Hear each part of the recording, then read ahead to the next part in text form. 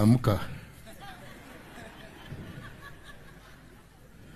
Amka na makofi yako ya takataka.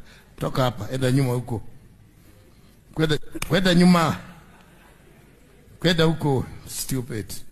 Went viral on 12th April 2025 when the Neno evangelism priest James Nganga slapped a man who was sleeping during the sermon at his church. Despite the man being slapped, he was also chased away from the front bench, where he was comfortably seated to the back bench. 5 days later, William Mwangi broke the silence and said that the incident was a blessing. Pastor James Maina Nganga reunited with the man in a viral video that sparked mixed reactions during the church service.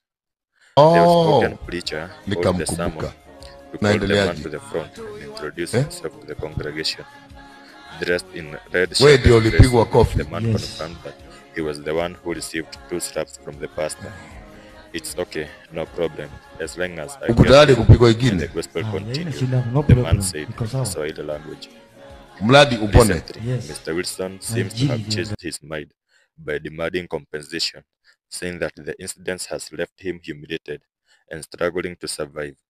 William Mwangi in a viral video says that the slap not only embarrassed him in front of the congregation, but also damaged his reputation and affected his small business, which he relies on to earn a living.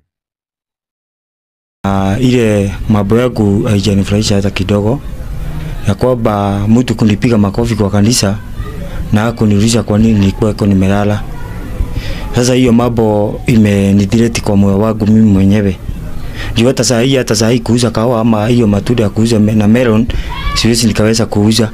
Juu sasa hata watu wananichekelea, watu wananiambia ati pesa nimepatiwa nimekula, na mimi hakuna hata pesa nilipatiwa na Nganga.